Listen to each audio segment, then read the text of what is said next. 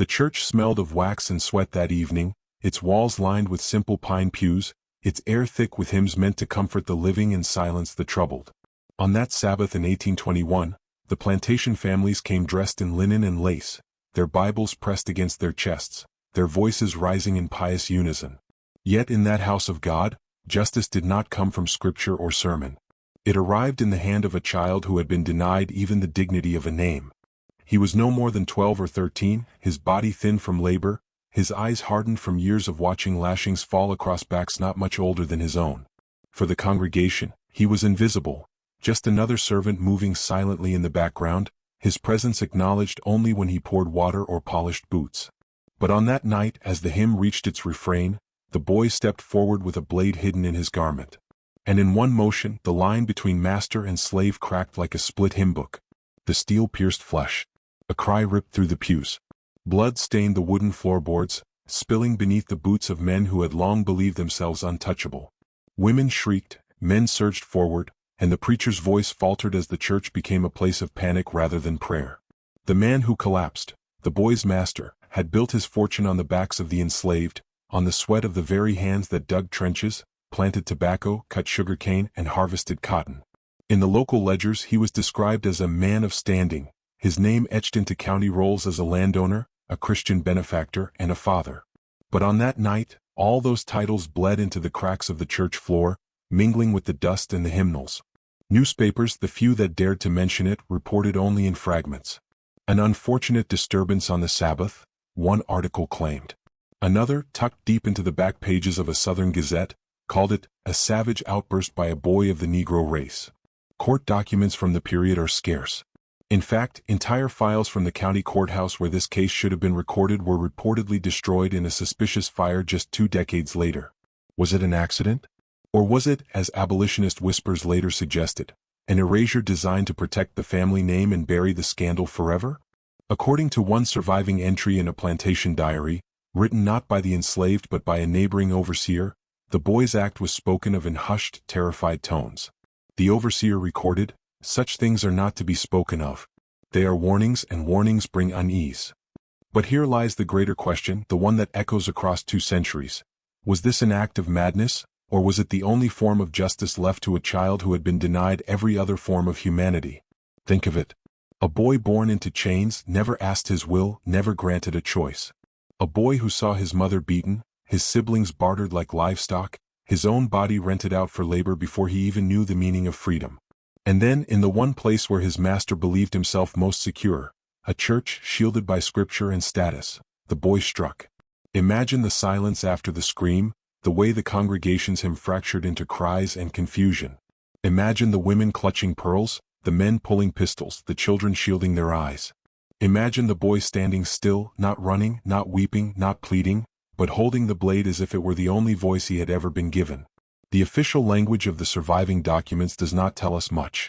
What we have are fragments, shards of testimony, half-remembered notes copied from archives that may no longer exist. But even those fragments paint a chilling picture. In one, a clerk wrote, "The Negro child of tender age did plunge a knife into the bosom of his keeper during service." Tender age. Keeper.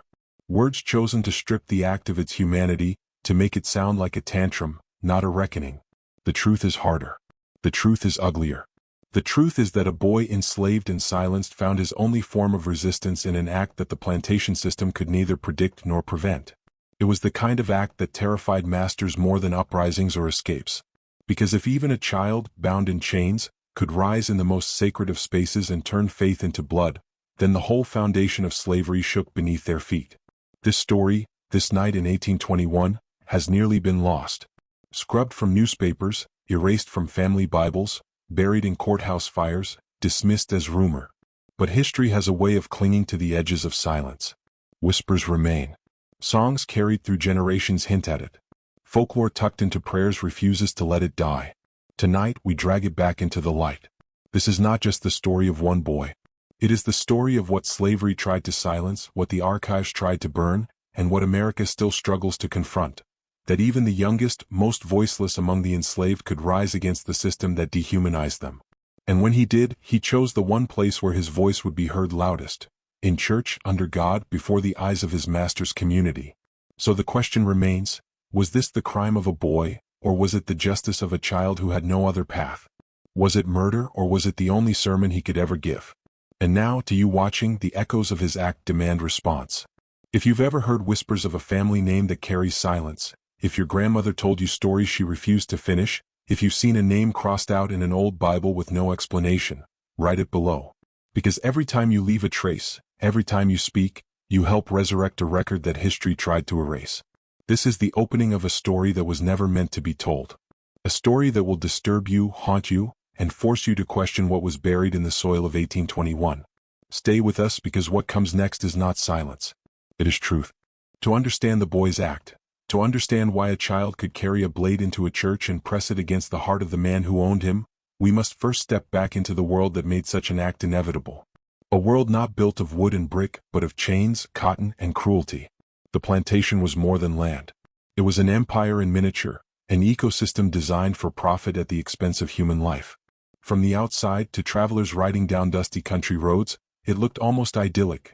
Rolling fields of tobacco and sugarcane swaying under the sun, whitewashed houses framed by oak trees, their porches stretching wide like arms of hospitality. But those facades were masks. Behind them stood a system so brutal it carved obedience into flesh and silence into bone. The master's ledger, fragments of which survive in regional archives, listed the estate's value not only in acres but in people. 47 hands in the field, 12 in the house, 7 children under age 10, 1 agricultural record notes. The crops and the enslaved were recorded side by side, as if they were interchangeable, as if a child could be measured with the same detached precision as a bushel of tobacco leaves. The land itself testified to violence. Sugar was planted in rows that stretched beyond the horizon, its sharp leaves slicing hands as they worked. Cotton, seemingly soft and white, hid thorns that ripped through fingers until they bled. Tobacco demanded endless tending, its stalks draining both soil and bodies alike.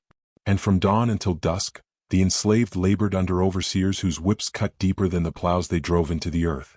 An overseer's diary dated 1820 reveals the cold arithmetic of cruelty: 7 lashes for lateness, 10 for refusal, 20 for insolence. 1 girl punished for spilling the jug.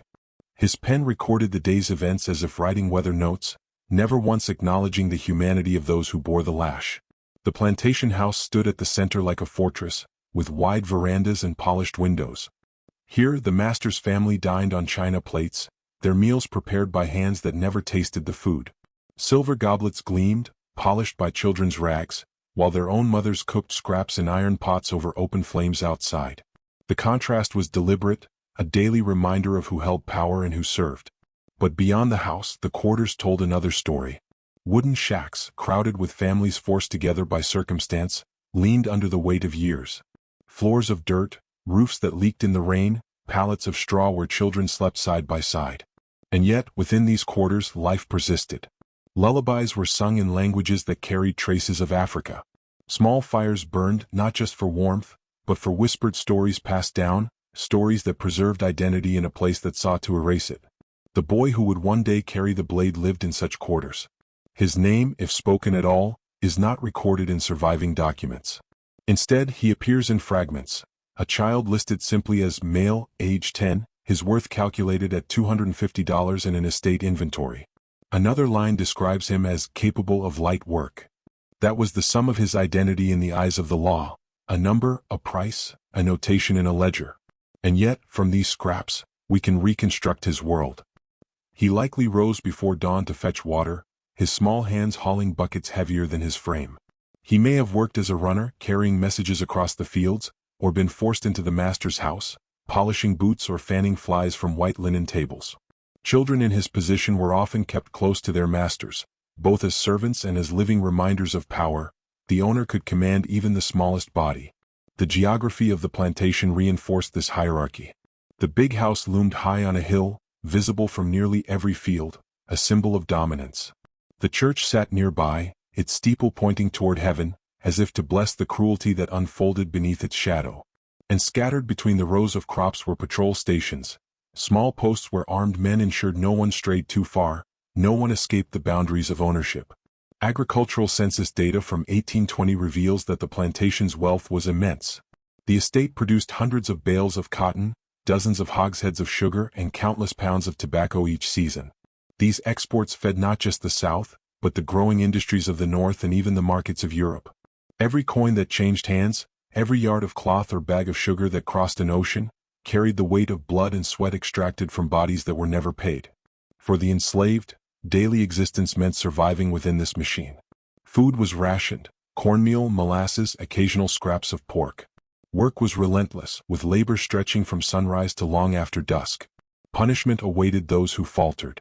Whippings, iron collars, stocks, and chains were not just tools of discipline but instruments of terror, ensuring obedience through fear. And yet, survival bred ingenuity. Songs filled the fields, their rhythms masking messages. Spirituals invoked deliverance, but their double meanings carried hope for escape, codes for routes north, prayers that doubled as maps. The master heard hymns of loyalty, the enslaved heard whispers of freedom. This was the world in which the boy lived. A world where his childhood was stolen, where his worth was reduced to numbers and ledgers, where the lash dictated his days and the Bible was wielded not as comfort but as a weapon of submission. The plantation was not simply a backdrop to his act of defiance. It was the crucible that forged it. Because in such a place, resistance was not an option so much as an inevitability. Whether through silent sabotage, breaking tools, slowing work, poisoning food, or through open defiance, the enslaved found ways to remind their masters that they were human, that they had not been broken. And in the boy's case, that resistance took the form of a blade carried into a church. The master saw his plantation as an empire of order, a perfectly balanced world of crops and servants, prophets and prayers. But beneath that order was chaos waiting to erupt. The boy was not born violent. He was born into violence. And the plantation, with its fields, its whips, its false sermons and its chains, became the world that made his hand tremble not from fear but from resolve. The boy's story cannot be separated from this place. The plantation was his prison, his school, his battlefield. Every corner of it, from the cracked walls of his shack to the polished pews of the church, taught him one lesson: that freedom would never be given, would have to be taken. And so, when the moment came, when the hymns rose and the master bowed his head, the boy did not act out of madness or sudden fury. He acted out of a lifetime of lessons learned in a world built on chains. When historians search for the lives of the enslaved, they often find only fragments: names scratched into bills of sale, notations in baptismal records, figures tallied in probate inventories. The enslaved family of the boy who struck his master in church exists to us not in diaries or memoirs, but in the cold ink of ledgers, their humanity reduced to commerce. Yet if we read between the lines of those documents, if we search the margins and silences, their lives begin to emerge, fragile but undeniable. One surviving estate inventory, dated 1818, lists Negro woman, age unknown, with child, male, approximate 9. This is likely the earliest surviving trace of the boy and his mother. No names are given. No mention of father, of kin, of origin. Just a transaction, a line between cotton bales and livestock. But behind that simple entry lies a story as deep as any archive could contain. A mother brought from another plantation, perhaps sold after her husband was whipped to death, perhaps separated from older children sold downriver. And beside her, a child, unnamed but alive, the spark of defiance not yet ignited but already forming. Bills of sale from this period were blunt instruments. They rarely gave full names to the enslaved, often substituting wench, boy, girl, or hand. Children under 10 were typically valued less, but they were still capital, investments in future labor. One surviving bill from the county shows a child sold for the price of 2 oxen, the language describing him as capable of light chores. That phrase, repeated across countless documents, reveals a brutal truth. Enslaved children were not seen as children at all, but as future workers, their childhoods erased before they began. Wills provide another window. In the last will and testament of a neighboring planter, a note appears: "To my son, I bequeath the Negro boy and girl presently residing at my brother's estate." Such casual gifting of lives was routine. Families were divided by ink, generations severed by the stroke of a pen. If the boy's father ever lived on the plantation, we cannot find him in the records. He may have been sold before the boy could walk, or perhaps he was never acknowledged at all. The silence speaks volumes. Church records, too, offer slivers of testimony. A baptismal roll from 1819 shows Negro child, male, baptized without surname. Local parishes often baptized enslaved children, not out of compassion but out of control. Christianity was wielded as a tool of obedience, its rituals stripped of dignity, its sermons twisted to justify bondage.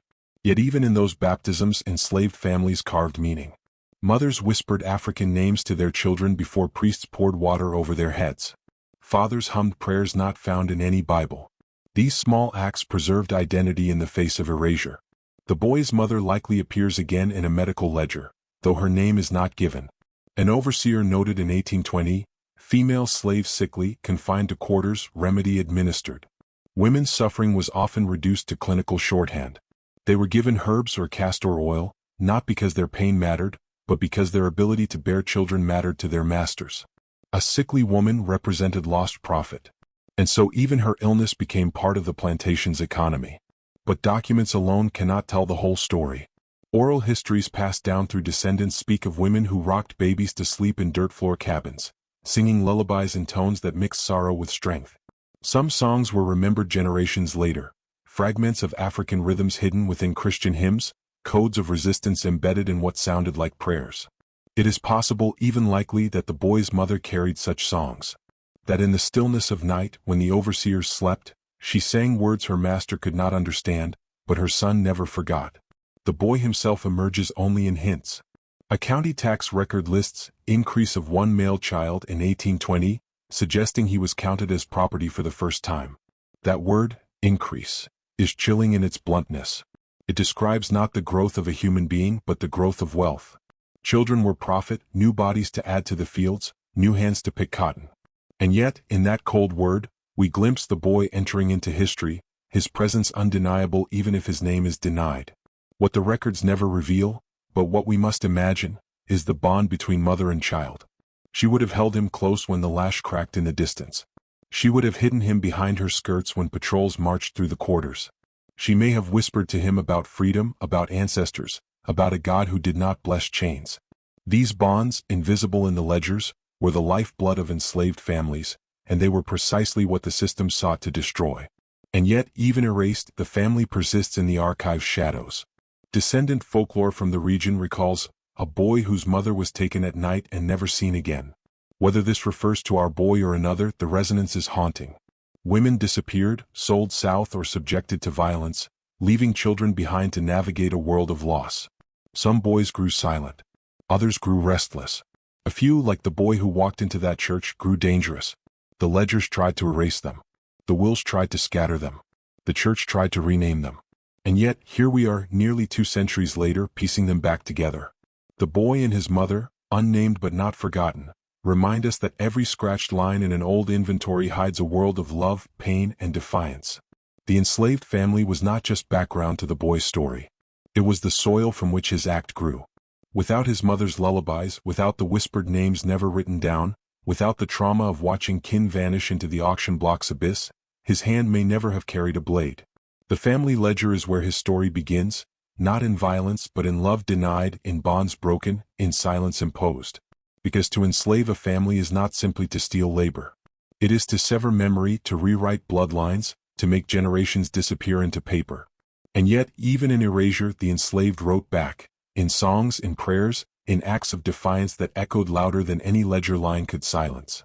The boy's family, though unnamed, refuses to vanish. Their story lingers in archives and folklore in the very absence of their names. And it is here, in these fragments, that we see how a child, stripped of identity by paper, could reclaim it with steel. If the ledgers reduced the enslaved to property, and the plantation mapped their lives into labor, it was the daily grind of survival that told the true story. To be enslaved in 1821 was to live under a yoke so heavy it pressed not only on the body but on the mind and spirit. Each day began before the sun lifted, and each day ended long after it had set. And in between stretched a rhythm of toil and terror that never broke. The boy who would one day carry a blade into church lived inside this rhythm. His world was measured not by hours of freedom but by hours of obligation, a cycle designed to crush resistance before it could form. A bell or horn would sound before dawn, dragging men, women, and children from pallets of straw into the fields. Their bodies were already tired, scarred by lashes, bent from burdens, yet they were expected to move quickly, to take up hoes and baskets, to step into rows of sugarcane or cotton and labor until their muscles screamed. The overseer's whip was constant, not always striking but always present, coiled on a belt, ready to punish the slow or the defiant. Some overseers kept meticulous records of lashes, as if cruelty were a science. One diary recovered from the region lists 25 lashes given to Sam for insolence, 10 lashes to girl for breaking tool, 5 to boy for sleeping. For every entry of work completed, there was an entry of pain inflicted, a ledger of bodies disciplined into silence. Food was rationed in small, calculated portions. Cornmeal mixed with water, sometimes a spoon of molasses, rarely meat unless it was salted scraps unfit for the master's table. Children grew thin, their bellies distended, their bodies running on just enough energy to survive but never enough to grow strong. Hunger gnawed constantly, teaching them early that their lives were meant to sustain the wealth of others, not themselves. The boy, small and wiry, was likely tasked with chores inside the house or errands between the fields. He may have fanned flies from the master's plate while his own stomach growled. He may have polished boots until he could see his own reflection, a reflection he could not recognize as belonging to someone free.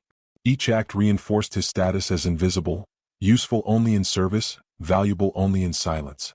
And yet, even in this silence, life found ways to persist. In the fields, voices rose in song. To the overseers, they were work chants, rhythms to keep hoes swinging in unison. But to the enslaved, they were more, coded messages, prayers disguised as melodies, hope threaded into sorrow. A song about crossing rivers might mask instructions for escape. A hymn about deliverance could be both plea and prophecy. The boy would have heard these songs, memorized them, carried their secret meanings like hidden blades. Prayer, too, became a form of resistance.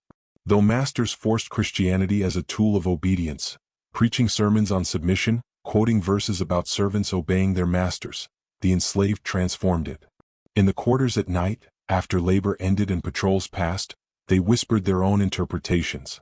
They spoke of Moses leading his people from bondage, of Christ suffering unjustly, of a God who promised justice even when men denied it. In these moments, faith was no longer a chain but a lifeline. Children like the boy were both vulnerable and dangerous in this system. Vulnerable because they could be beaten without recourse, sold without warning, silenced before they learned to speak. Dangerous because they had not yet been fully broken, because their innocence could harden into defiance rather than submission. Overseers wrote often of stubborn youth, boys who refused orders, girls who talked back. Punishments for such defiance were brutal, meant to scare others into compliance. But for some, punishment only sharpened resolve. Silence was another weapon, not the silence imposed by fear, but the silence chosen as survival. Enslaved children learned early not to speak of what they saw.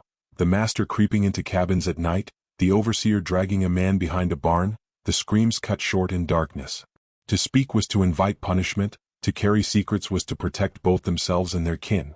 The boy would have mastered this silence, storing memories deep inside, memories that would one day resurface in a single act of defiance. The daily terror extended beyond labor and lashes. Patrols roamed the roads, hunting for runaways, punishing those caught with dogs and chains. Laws forbade literacy, forbade gathering without white supervision, forbade even the smallest gestures of independence. To be enslaved was to live inside a cage so wide it felt like a world, yet so narrow it suffocated every breath. And yet, even under this yoke, enslaved families created fragments of life. Mothers told stories by firelight, tales of ancestors and animals that carried lessons of resilience. Fathers carved small objects, pipes, figurines, charms, out of wood, leaving traces of themselves for their children. Lovers found moments to meet, even if only in shadows, their whispered vows carrying more weight than any marriage contract denied them by law. These fragments were acts of defiance, proof that the system had not succeeded in erasing humanity. The boy's silence, his hunger, his songs, his prayers, all belonged to this world. Each day of toil etched deeper into his mind the truth that freedom was not coming through patience, not arriving by kindness, not gifted by law or sermon. He saw with his own eyes that survival meant submission, but survival alone was not enough. When we imagine him, small, bent from chores, listening to songs that doubled as maps, watching his mother suffer in silence, we begin to see how the act in the church was not sudden. It was the culmination of years lived under the yoke, years where every dawn was a reminder of captivity and every dusk a reminder that another day had been stolen. To live enslaved was to carry a silence heavy as iron. But silence too has its breaking point, and when it broke, it did so not in whispers but in screams, not in prayers alone but in action. For some, that meant escape. For others, it meant sabotage. For one boy, It meant carrying a blade into the one place his master felt untouchable. Life under the yoke was not just survival. It was a slow education in cruelty, in endurance, in resistance. Every lash, every hunger pang, every silence was a lesson. And in 1821, in a church where hymns rose to heaven, a boy who had learned those lessons gave his final answer. Every act of rebellion has a spark. It may smolder for years, hidden beneath silence and obedience, but one moment, one cruelty too far, becomes the flame that ignites everything. For the boy who would one day raise his blade in a church, the breaking point was not born in a single heartbeat. It was carved into him through loss, sharpened through humiliation, and set ablaze by one act of violence that left no path back to submission. The records, as usual, are fragmented. Plantation ledgers rarely recorded emotions, and overseer journals were written to justify cruelty rather than confess it. But from scraps of testimony, abolitionist accounts, and whispered folklore, we can reconstruct the moment when survival was no longer enough for the boy, when silence fractured and rage became his only inheritance. One overseer's diary, discovered decades later in a family attic, contains a chilling entry from 1820, discipline enacted upon the woman, child watching. The mother refused command. Punishment severe, required restraint. Boy unruly, needed correction. The names are absent, the language clinical, but the description carries weight. The boy's mother, perhaps sick, perhaps resisting the advances of her master, was punished in front of him. Whipped, restrained, silenced. And the boy, witnessing his protector's suffering, reacted with fury. The overseer's note of needed correction likely meant a whipping of his own, a child's back scarred as warning. If this account is true, and oral history suggests it is, then the breaking point was born not from hunger or labor but from the theft of his mother's dignity. For enslaved children, mothers were the first line of defense against the plantation's brutality. To see that line broken, to see the lash cut across the very person who gave you life, was to learn that no one was safe, no one was sacred. Other fragments deepen the picture. A letter from a local planter to his cousin mentions a troublesome boy, defiant, whose mother was sold for insolence. The sale of enslaved women was not rare. Resistance of any kind, refusal to submit, refusal to bear children, refusal to remain silent, could mean being torn from family and shipped south to harsher plantations. If the boy's mother was sold, the trauma of her disappearance would have seared itself into his memory. One day she was there, singing songs at night. The next, gone forever, her absence an open wound. Folklore collected a century later speaks of a boy who watched his mother vanish into the night, never to return, and who carried that silence like a weapon.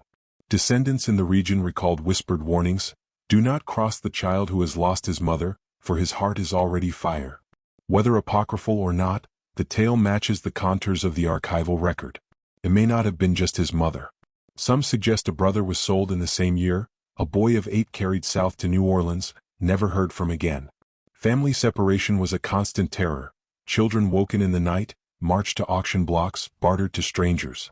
The boy would have seen this repeatedly, neighbors disappearing from the quarters, friends gone without explanation.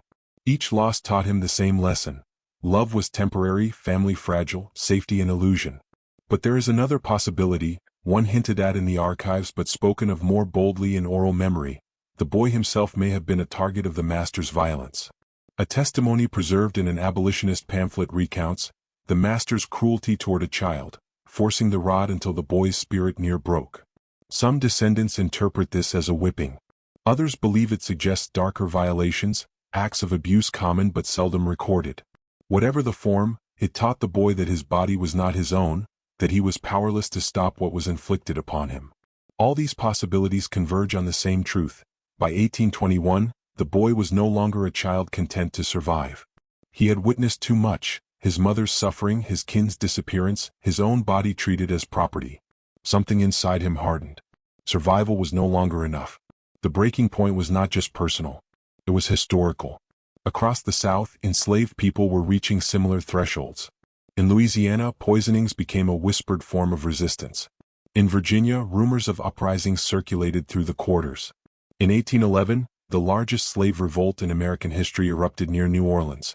News of such events traveled by word of mouth, hidden in songs, disguised in sermons. The boy would have heard whispers of resistance, fragments of stories about men who refused to bow. He may not have known their names, but he knew the possibility of striking back existed. Imagine him, lying awake in his quarters, staring at a roof that leaked rain, hearing the breath of other children around him. In his mind, replaying the sound of his mother's cries, the crack of the whip, the silence that followed when she was gone. Imagine him clenching his fists, imagining the overseer's smirk, the master's indifference. At some point, silence became unbearable. At some point, he decided that if no one would speak for his family, he would act for them. There is one more fragment, buried in a militia report from 1821. The Negro boy showed unusual boldness, no sign of remorse, declared he could not live under such conditions. Whether these were his words or those placed in his mouth by others, they capture the essence of his breaking point. He could not live under such conditions. It is tempting for us to call his act impulsive, a child's rage exploding without thought. But the evidence suggests otherwise. His act was deliberate, born of years of accumulating pain. The breaking point was not sudden, it was inevitable. The only question was when and where it would erupt. The church, with its hymns and its illusions of sanctity, became the stage. Because in the end, the boy's breaking point was also the master's. The system believed it could grind bodies into silence forever. But even children could shatter that illusion. Even a boy stripped of name and family could decide that survival meant nothing without dignity. And in that moment, the system itself was put on trial, not the boy. The breaking point was a wound, a silence cracked open, a child's grief transformed into defiance. It was the moment when the ledger lost control, when the overseer's lash lost its power, when the church itself became a courtroom where justice was not spoken but delivered by a blade. On the evening of his master's death, the church stood as both sanctuary and stage. It was Sunday, the day planters wrapped themselves in piety, presenting their lives as respectable before God, even as their fortunes were built upon human bondage. The wooden building, painted white but weathered by southern rain, filled with men in coats, women in pressed dresses, and children tugging at hymnals. The enslaved were there too, silent at the back, carrying fans, holding infants, ready to fetch water when called. Among them was the boy, slight, wiry, and overlooked. No one noticed his hand tighten inside his garment, no one saw the glint of steel he had hidden against his side.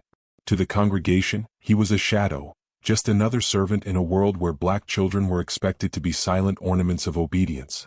But the boy's silence had ended long before the opening hymn. The service began with prayers, the preacher's voice rising over the creak of pews. He spoke of obedience, of sin, of the order God had placed upon the world. "Servants, obey your masters," he intoned, twisting scripture into a chain. For the boy, each word must have felt like a blade itself, driving deeper into the wound of his life. He had heard these sermons before, seen how they armed masters with divine justification, how they silenced cries for freedom with the weight of heaven. But tonight, the preacher's words were background noise. His eyes were on the man who sat near the front, the man who owned his body, who had broken his family, who carried wealth on his back. Accounts differ on the exact moment. One fragment suggests the boy was serving, carrying a pitcher of water down the aisle. Another claims he slipped quietly from the rear, moving closer while the congregation bowed their heads in prayer. Whatever the approach, the result was the same. In one motion, the boy closed the distance between them and struck. The knife, perhaps a kitchen blade, perhaps a sharpened tool stolen from the quarters, plunged into the master's chest. Witnesses would later describe the sound not as a scream but as a gasp, a sucking silence as the man's body lurched forward. Blood spread across his coat, staining the fabric in deep, spreading crimson. His Bible fell from his lap to the floor, its pages fluttering, its verses mute against the violence that had interrupted them. Chaos erupted. Women shrieked, children clutched at their mothers, men leapt to their feet, some fumbling for pistols. The preacher's voice cracked mid-syllable, his sermon drowned by the shock of flesh torn in sacred space. The congregation surged, a wave of panic and rage. Some rushed toward the boy, others recoiled, as if struck by the realization that even in church, even in prayer, the system was not invulnerable. But the boy did not run. That much the fragments agree upon. He stood still, his thin frame rigid, his small hand gripping the blade as though it were the only truth left to him. Some accounts claim his eyes were calm, others that they blazed with fury. One militia report, filed after his capture, states simply, "The Negro child showed no fear." What did he feel in that moment? We cannot know. Relief, perhaps, that the man who had owned him would draw no more breath. Or perhaps sorrow, not for the master but for himself, for knowing the act had sealed his fate. Children are not fools. He must have known retribution would be swift, merciless. Yet in that instant the act itself was everything. A sermon not spoken but carved in blood. The congregation's fear was not just for the dead man. It was for what his death meant. If a boy, a child no one named, no one respected, no one feared, could strike down a master in God's house, what did that say about the order they believed unshakable? It was not only a body that collapsed on the church floor that night. It was the illusion of control.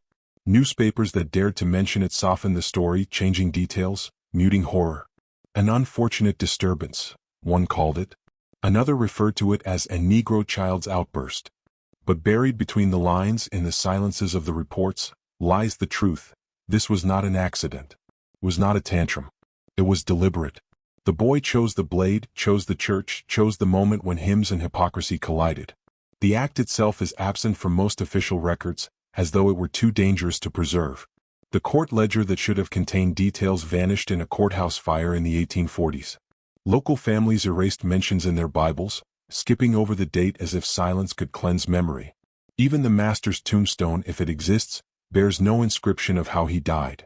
To speak of it was to admit vulnerability, to confess that their world of order could be undone by the smallest among the enslaved. And so, history tried to erase it. But erasure leaves shadows. A family diary mentions in a hurried scrawl, Sabbath disrupted, horror unspeakable. A militia roll lists, discipline enacted against Negro boy, to be made example.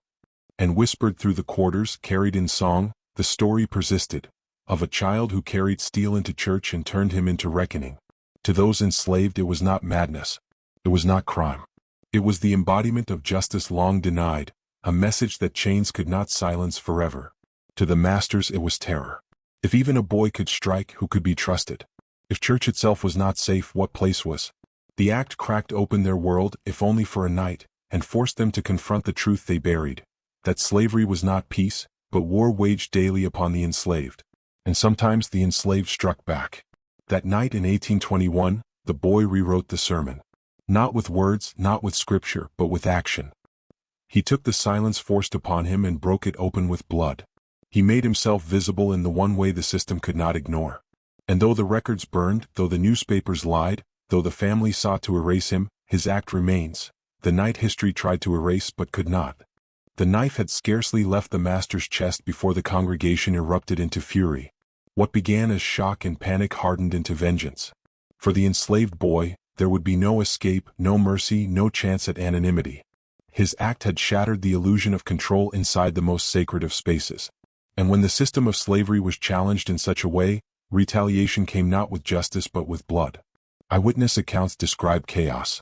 Some men rushed the boy immediately, wrestling him to the ground, tearing the blade from his hand, striking his face until blood mixed with tears. Others dragged him to the back of the church, kicking him as if punishing his body could erase the fact that his act had already undone their order. Women fainted, children cried, but among the men there was no hesitation. He would not leave the building alive unless it was in chains. Within hours the news spread across the plantation, then the county. Bells rang not for prayer but alarm. Patrols were summoned, militia units roused from their beds. The master's peers, other planters who saw themselves in his death, demanded vengeance swift and brutal. To them this was not the act of a single boy.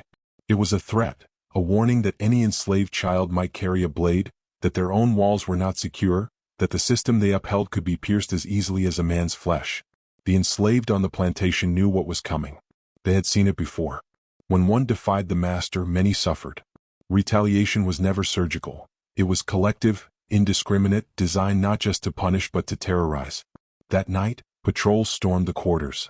Doors were broken down, families dragged into the open, whips cracking through the air before questions were even asked.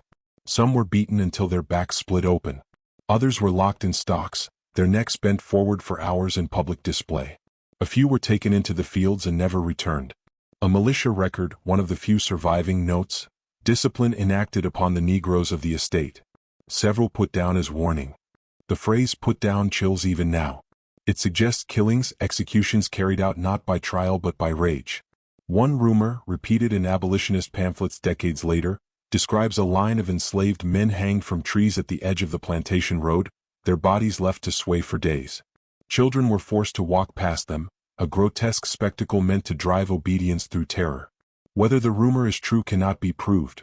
The records are silent, local families denied it, and the trees themselves are gone, but the story persisted in descendant memory. And sometimes folklore preserves truth more faithfully than ledgers. The boy, however, was spared immediate death. The congregation, in their fury, chose instead to parade him as a warning. Stripped, bound, and bloodied, he was marched through the county town under guard. Militia logs record, the Negro boy carried for public viewing to deter further insolence. Crowds gathered, jeering, spitting, some hurling stones. To them he was not a child but a symbol of defiance, an embodiment of fear they needed to crush publicly. Witnesses wrote of his silence. Even bound, even beaten, the boy did not cry out. One observer, quoted in an abolitionist newspaper years later, recalled, "He walked as though he did not fear them. He kept his eyes forward, never begging, never pleading. It was as if he knew his life was already finished." The master's funeral became another stage for vengeance. His coffin, heavy with the wealth of a life built on chains, was carried into the same church where his blood had spilled. But this time, guards surrounded the building, muskets at the ready, dogs straining on leashes. The boy was not permitted near. Instead, he was confined to a cell, awaiting the trial that would be less about law and more about spectacle. For the enslaved community, the aftermath was catastrophic. Families who had no part in the act were punished as though guilty. Rations were cut, overseers grew harsher, patrols prowled the quarters at night. Mothers wept not just for the boy but for their own children, knowing his defiance meant greater scrutiny, greater violence. Yet even in grief there was a flicker of pride. Quietly, in whispers by the fire, some said the boy had done what grown men feared, that he had turned the master's own sanctuary into his grave. But pride could not shield them from pain. The retaliation spread beyond the plantation. Neighboring estates tightened control, increasing whippings, forbidding gatherings, punishing songs that seemed suspicious. The fear of contagion, the idea that resistance could spread, drove masters to cruelty even where no rebellion existed. In this way, one boy's act reshaped the entire county, reminding all that slavery was built not on loyalty but on constant terror. The aftermath also revealed the hypocrisy of the system. Newspapers that minimized the boy's act still emphasized the master's Christian character, portraying him as a man cruelly struck down in God's house. Nowhere did they mention the lash, the broken families, the lives crushed beneath his wealth. To preserve the illusion of righteousness, they erased the boy's suffering and magnified the master's martyrdom. And yet, the story could not be erased entirely. Too many had seen it, too many had felt its aftershocks. The very ferocity of the retaliation testified to the act's power. If the boy's blade had meant nothing, the masters would not have killed, whipped, and hung so many in response. The blood they spilled afterward was proof that his act had pierced their fear. For the boy himself, the aftermath was only the beginning. The system had claimed his body, but it could not claim his silence. And as he awaited trial, as guards jeered and townsfolk spat, he remained what he had been in the church, unbroken. The aftermath was brutal, yes. It was designed to crush resistance, to remind every enslaved person that defiance would bring devastation upon all. But in their fury, the masters revealed their weakness. They showed that their world was so fragile a child could crack it. They showed that behind their whips and muskets was fear. Fear of the enslaved, fear of silence breaking, fear of justice they could not contain. The retaliation in blood was meant to erase him. Instead, it ensured he would be remembered. Because every lash, every body swaying from a tree, every whispered song afterward carried his shadow. The boy had struck, and though his act was followed by suffering, it lived on in memory, impossible to kill. When the boy was dragged into court, it was not justice that awaited him. It was performance, a spectacle staged for the planter class, a ritual meant to cleanse the fear that had seeped into every plantation household after his blade struck. The courthouse, built of brick and timber, stood as a symbol of order, but its foundation rested on the same chains as the fields. Here law was not blind. Law was property. And the boy, unnamed in most records, was treated not as a child, not as a human, but as evidence of defiance that had to be erased. The surviving fragments of court minutes, rescued from newspaper clippings and abolitionist reprints, reveal how the trial unfolded. One clerk recorded, "The Negro boy, charged with the most heinous offense, did appear before the bench. He was described not by name but by category, Negro boy." In that erasure lay the truth of the proceedings. His individuality was irrelevant. He stood not for himself, but as a symbol of every enslaved body the system sought to control. Witnesses were called, white men from the church, their testimony dripping with outrage and fear. They spoke of the master's Christian virtue, of the boy's savagery, of the horror of blood on sacred wood. One man testified, "He lunged like an animal without reason, without provocation." Another insisted, "The boy's eyes burned with unnatural hatred." These words, repeated and written down by court scribes, built the narrative. The act was not resistance, not justice, but insanity born of inherent savagery. No enslaved voices were called. No mothers, no friends, no witnesses from the quarters. Their testimonies were absent by design. The court allowed only one perspective, that of the masters, the overseers, the congregation. And in that silence, the truth of the boy's life, the whippings, the family torn apart, the hunger, the breaking point, vanished. The law required him to be a monster, and so that was the shape they gave him. Confessions were mentioned, though the boy could not write. One record states, "The child did admit his guilt freely." But who wrote those words? A clerk with ink-stained hands eager to finish his day.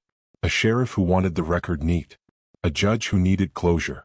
Whether the boy spoke them or not, his voice was already gone. What appeared in the record was not his confession, but theirs. A confession of their need to shape his act into something they could explain away. The trial itself was swift. Days, not weeks. The outcome predetermined.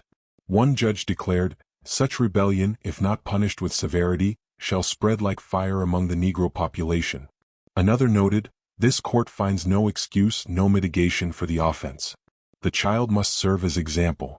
The language was deliberate, not justice, but example. His fate was not about law. It was about fear management, about control.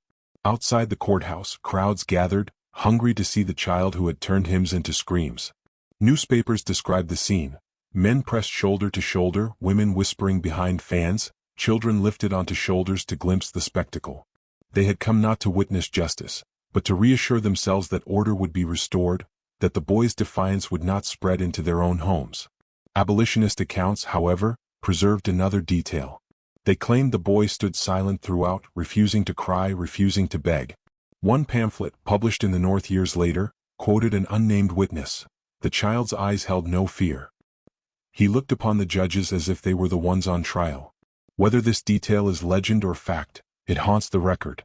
It suggests that even in the court, stripped of dignity, bound and beaten, the boy's silence was resistance. The verdict was inevitable. Guilty. Sentence, death.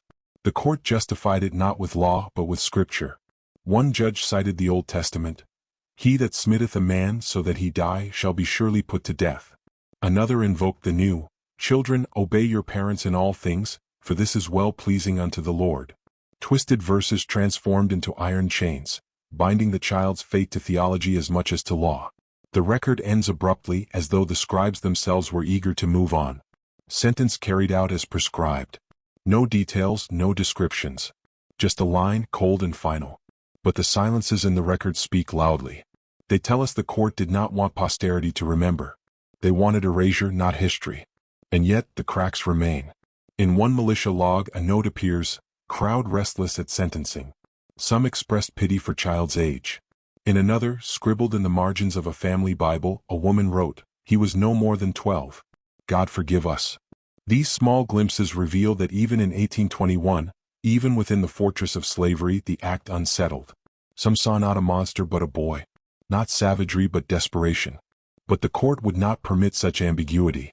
The law demanded clarity, demanded that the act be defined as evil, the boy as criminal, the master as martyr. Anything else threatened the very system that fed their wealth.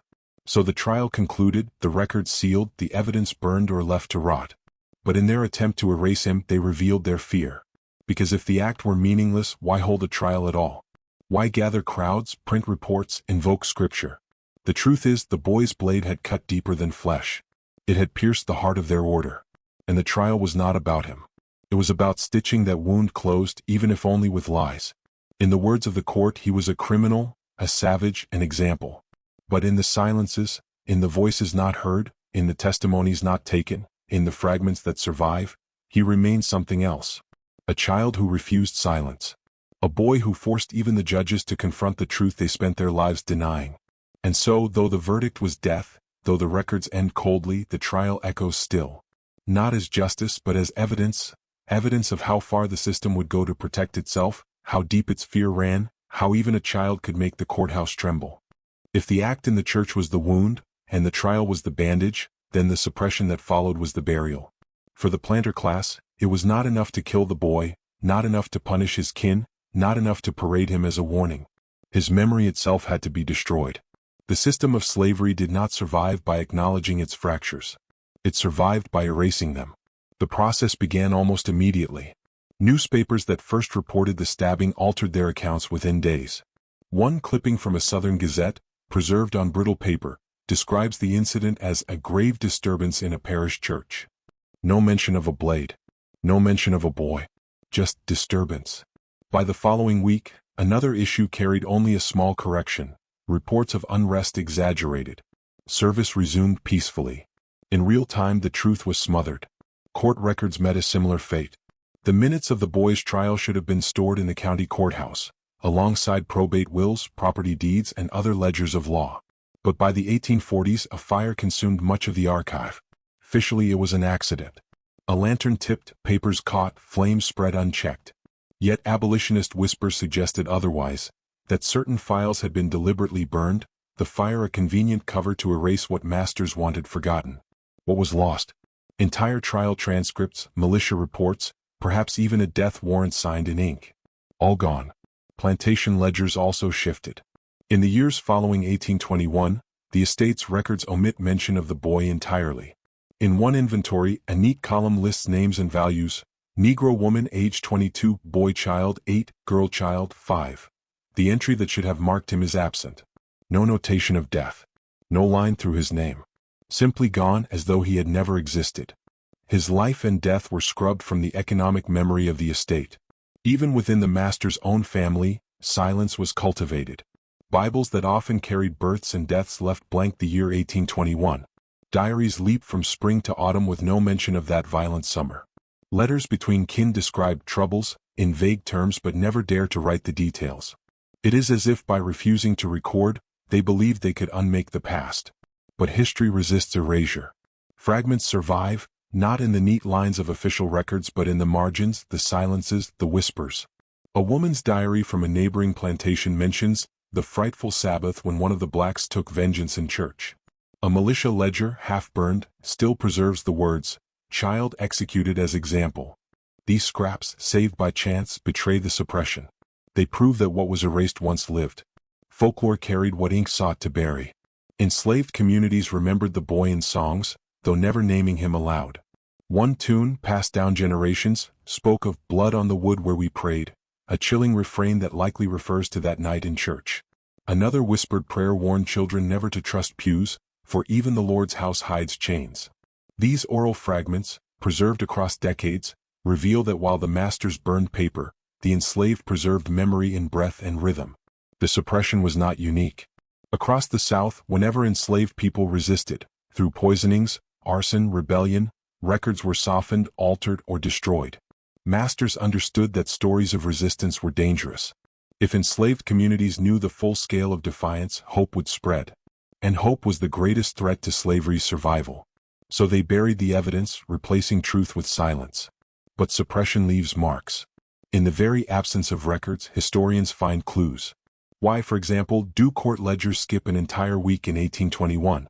Why do militia logs note discipline enacted, but never specify why?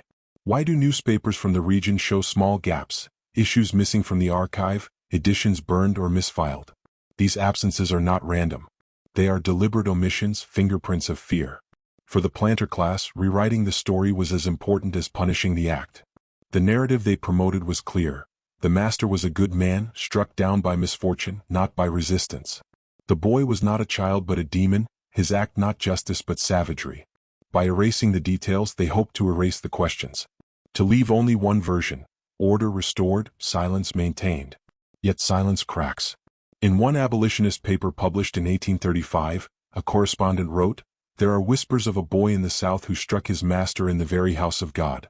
The story is denied by planters, but those who were present cannot forget. Even then the story seeped northward, carried by rumor, half denied but never fully gone. The attempt at suppression ensured not that the story disappeared, but that it grew ghostly, haunting the edges of history. Suppression is itself an admission. To burn a file is to admit fear of what it contains. To erase a name is to confess its power. By trying to bury the boy, the system revealed how deeply he had shaken it. He was not allowed a name, not allowed a grave, not allowed a record. And yet, in their frantic effort to destroy him, they made him immortal. Because here we are 2 centuries later, piecing him back together from ashes. His act still speaks, not through the polished pages of official history but through the charred corners of diaries, the missing weeks in ledgers, the whispered songs of descendants. Suppression failed because silence can never truly erase what blood has written. The boy's name may never be known. His face may never be seen. But the fire that was meant to destroy him only ensured that his story burns hotter. And in the shadows of suppression we find him still, the child they tried to erase, the act they tried to deny, the history they tried to bury but could not. What the ledgers tried to erase, the quarters remembered. History, when stripped from paper, finds refuge in memory, in whispers passed across generations, in songs sung low enough to avoid the overseer's ear. For the enslaved, the boy who carried a blade into church did not vanish in courthouse fires or in edited newspapers. He lived on in stories, coded prayers, fragments of folklore that carried his shadow long after his body was gone. In the years that followed, songs circulated among the enslaved, their lyrics never written down but carried in breath and rhythm. One refrain spoke of blood on the wood where we prayed, a chilling image that pointed to the church where the act took place. To the masters, the words sounded like another work chant, a rhythm to pass the time. But to the enslaved, it was a reminder. One of their own had struck back, even in the holiest place, even in the master's house of God. Folklore often avoided names, not out of forgetfulness but out of necessity. To name the boy aloud was dangerous. Patrols listened. Overseers pried. Families could be punished simply for remembering. And so, instead of names, they used symbols. He was the child who walked with steel. He was the boy whose silence was fire. He was the Sabbath blade. Each phrase preserved his act while concealing his identity, allowing the story to survive beneath the radar of those who feared it. Oral testimonies recorded generations later tell of grandmothers warning children not to trust pews. Even the Lord's house hides chains, they said, a direct echo of that Sunday in 1821. In those warnings, memory was preserved. Church was not safety, church was control. And yet, church was also the place where chains could be broken, where defiance could erupt. Stories of the boy seeped beyond the plantation. Along trade routes, enslaved men and women carried whispers to neighboring counties, blending his story into a larger fabric of resistance. In some places the details shifted. The boy became a teenager, the blade a hatchet, the church a courthouse. Memory is fluid, reshaped by each teller. But the essence never changed. A child, enslaved, struck a master where he felt safest. And the act terrified the system so deeply it had to be erased. One elderly woman, interviewed in the late 19th century, recalled her grandmother's warning, "There was a boy once, long ago, who would not bow. They took his life but not his story. Don't you forget." Even without names, the act persisted, passed down like a secret inheritance. The folklore also carried a dual weight, pride and fear. Pride because the boy's defiance was proof that even the smallest could resist. Fear because his fate reminded them of the price resistance carried. Songs celebrated him, but they were sung quietly, only in safe company, their meaning hidden beneath layers of metaphor. A line about a lamb at the altar might sound pious to a master, but to those in the quarters, it meant the child who became sacrifice in the church. Some descendants in the region still recall stories told at firesides. One family spoke of an ancestor who saw the boy walk calm as water, even when the master's men dragged him. Another recalled a saying, "When the hymn turns sharp, remember the blade." These fragments, collected by folklorists a century later, prove that the boy's act was never fully buried. The masters erased him from records. His own people carved him into memory. The act also became part of a larger spiritual tradition. Among the enslaved, there were tales of spirits who walked with the oppressed, of ancestors who refused to rest until justice was done. In some stories, the boy became such a spirit, not just a child of flesh and blood but a presence that haunted pews and patrols. One tale describes how the boy's shadow followed the overseer, and his crops rotted. Another claims, children who dreamed of him grew strong. Whether literal or symbolic, these tales transformed him from victim to protector, from erased child to eternal figure. Masters too seemed to sense this. Diaries from neighboring families note unease in the quarters years after the event, as if the memory could not be extinguished. One planter wrote, "They whisper still. Something about blood in the church. I forbid such talk but it lingers." His frustration betrays the truth. Suppression could burn paper, but it could not burn memory. The folklore also reached abolitionists, though filtered and reshaped. In northern papers, anonymous correspondents wrote of a Negro child who struck his master during the Lord's service. These reports, stripped of detail, nevertheless carried the core of the story northward, feeding a growing sense that slavery bred not obedience but rebellion. For readers who had never stepped onto a plantation, the idea of a child carrying out such an act was shocking and illuminating. But within the enslaved community, the story was not shock. It was continuity. It was one thread among many: poisonings in Louisiana, burnings in Carolina, rebellions whispered in Virginia. The Boys Act was not isolated. It was part of a pattern of resistance that official history tried to erase but folklore preserved. In remembering him, communities also remembered themselves. They affirmed their own humanity, their own power, their own refusal to vanish. Each time the story was told, the boy lived again. Each time a song was sung, he stood again in that church, blade in hand, refusing silence. And so, through folklore, the boy achieved what suppression could not prevent: immortality. Not in books or ledgers, not in statues or monuments, but in memory carried through generations. In whispers at night. In songs disguised as hymns. In the warnings of grandmothers and the dreams of children. Folklore is history's shadow. It preserves what paper burns. It carries what ledgers omit.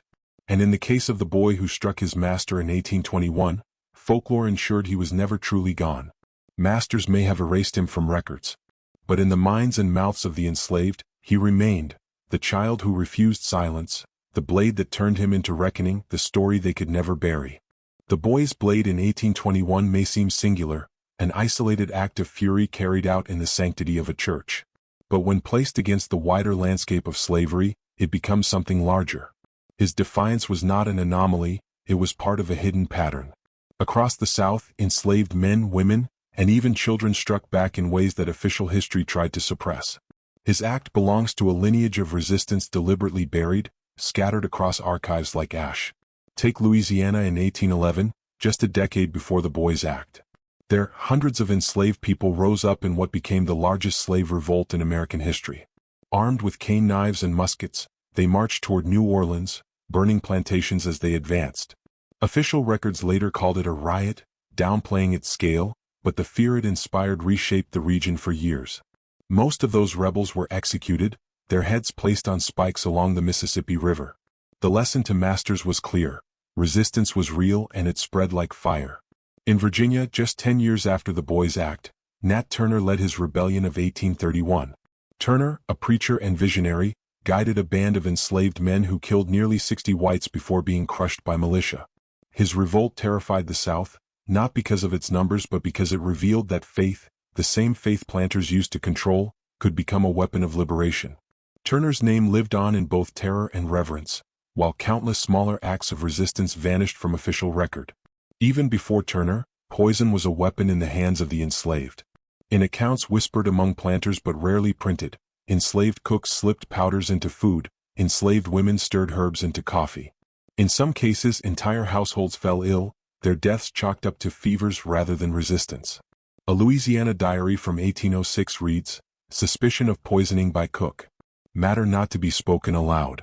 The silence was deliberate, an effort to prevent panic, and to prevent hope among the enslaved. Arson, too, became a language of resistance.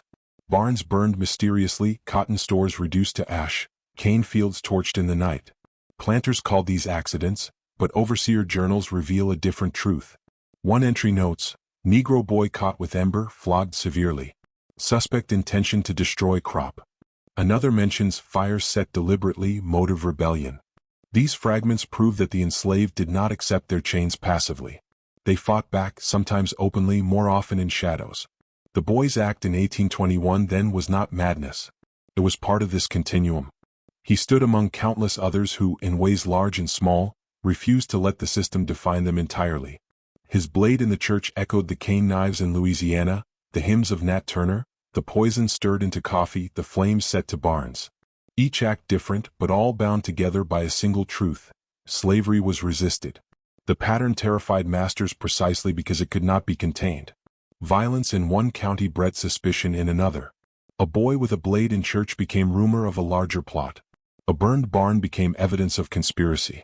Patrols were doubled, laws tightened, punishments made more severe. After Turner's rebellion, Virginia banned the teaching of reading and writing to enslaved people, terrified that literacy itself was fuel for resistance. After poisonings, enslaved cooks were watched more closely, food tasted before reaching white lips. After arsons, patrols roamed fields at night. And after the Boys Act, churches across the South reinforced their segregated pews, keeping enslaved at the back, watched closely even in prayer. What ties these acts together is not scale but silence. Large rebellions, like Turner's, made it into the annals of history, though distorted and vilified. Smaller acts, a child's blade, a woman's poison, a torch in a field, were buried, denied, erased. Masters feared not only the acts themselves but the stories of them, because stories spread. And if the enslaved knew how many resisted, if they saw themselves in a pattern, hope would grow. Yet the stories did spread even when records burned. Folklore preserved them. Descendants remembered. In some regions, families whispered of the boy in church, while in others the tale became the cook who served freedom in a cup, or the woman who sang and the barn burned after. These stories carried coded lessons, that resistance was possible, that fear could cut both ways, that even the smallest act could ripple through generations. The boy's act becomes clearer when seen in this pattern. He was not alone. He was part of a current that masters tried to dam but could not stop. His blade was one spark among many, small in size but enormous in meaning. And it was this meaning, not just the death of one man, that the masters feared most. The suppression of his story, then, was not just about him. It was about the pattern. To admit that a boy had killed his master in church was to admit that slavery itself was vulnerable, that the hierarchy could collapse from within. By erasing him, they tried to erase the pattern. But the pattern remains, stitched together from fragments, undeniable in its scope. And what do we see when we recognize this pattern? We see that slavery was never unchallenged. We see that resistance was not rare but constant, woven into the very fabric of bondage. We see that every ledger, every lash, every sermon was countered by acts of defiance, some small, some spectacular, all dangerous. The boy's story, then, is not just his own. It belongs to a chorus of the enslaved who, across centuries, refused silence. He did not strike alone. He struck alongside every act of resistance the system tried to bury. And when we place him back into that pattern, his blade becomes not just one child's desperate act but part of a hidden war, a war fought in shadows, a war that official history denied but memory preserved. In the pattern, he is not forgotten. He is multiplied. He is proof that they were not alone. The boy's name is gone. The records that should have carried it were burned, the ledgers that once listed his value erased, the newspapers softened until his act became nothing more than disturbance. His grave, if he was given one, has no marker. His family line, if it survived, was scattered into the silence of generations. And yet, though the system worked tirelessly to bury him, he has never truly been gone. Because history has cracks. And in those cracks, memory seeps through. In a broken diary entry that mentions Sabbath blood. In a militia log that notes only, child executed as example. In the whispered folklore of descendants who spoke of a boy who turned hymns into screams. These fragments are not enough to build a complete portrait. But they are enough to prove he existed, enough to prove that on a Sunday in 1821, the silence of slavery was pierced by a child's hand. The masters thought erasure would protect them. If no record remained, then no story could inspire others. If his name was forgotten, then his act would die with him. But they were wrong. Erasure does not kill. It haunts. The very absence of his story cries louder than a complete archive ever could. It forces us to search, to question, to imagine. It leaves us unsettled, knowing something was done that someone desperately wanted hidden. And so the boy lives on, not in the neat lines of ledgers but in the unease that lingers whenever silence surrounds the past. His story reminds us that slavery was not just chains and fields, not just whips and overseers, but a war fought daily in silence and in screams, in poison and in blades, in songs and in fire. He was one soldier in that war, a child conscripted by birth, armed only when pain left him no other choice. We cannot know his final thoughts. Did he regret in those moments before execution? Did he think of his mother, perhaps already gone? Did he imagine freedom he would never live to see? Or did he stand silent, knowing his act had already given him more freedom than chains ever allowed? Silence at the end might have been his last act of defiance, refusing to give them the words they craved, refusing to explain away what needed no explanation. For those who lived after, his story carried meaning beyond the act itself. To the enslaved, he became proof that even children could resist, that the system could not fully crush spirit. To the masters, he became a nightmare, a reminder that their world rested on fear, and that fear could never fully protect them. And for us, 2 centuries later, he stands as evidence of what history tried to bury, evidence that resistance existed everywhere, not only in the famous rebellions but in the silenced, forgotten acts of the nameless. When we place his story alongside those of Nat Turner, the Louisiana rebels, the countless poisoned cups and torched barns, we see a truth long denied. Slavery was never stable. It was a system under siege from the inside, every day in ways both small and shattering. The boy's blade was not an anomaly. It was part of a chorus of defiance, a chorus suppressed but never silenced. And this is why his story matters now. Because history is not just what survives in archives. History is also what is missing, what was burned, what was silenced. To search for him is to confront not just his act but the machinery of suppression that followed. It forces us to ask, what else has been erased? What other stories remain buried beneath ashes? How many voices of the enslaved still lie waiting in the silences of history? In answering, we do not resurrect him fully. But we do something almost as powerful. We refuse the silence. We refuse the erasure. We make his act visible again, not as savagery, not as crime, but as testimony. Testimony that slavery bred not obedience but resistance. Testimony that even the smallest, most voiceless among the enslaved could strike back. And so, though his name is gone, his story is not. It lingers in the air when hymns are sung. It echoes in the silence of pews. It rises from the soil where whips once cracked. It is buried, yes, but not gone. If you are listening now, ask yourself, what stories has your family silenced? Have you seen a name scratched out in a Bible? Have you heard whispers never explained, tales cut short at the dinner table? If so, you may be closer to this boy than you think. You may be carrying fragments of the same suppressed history, waiting to be spoken. And if you have, leave them here. Write them. Share them. Speak them.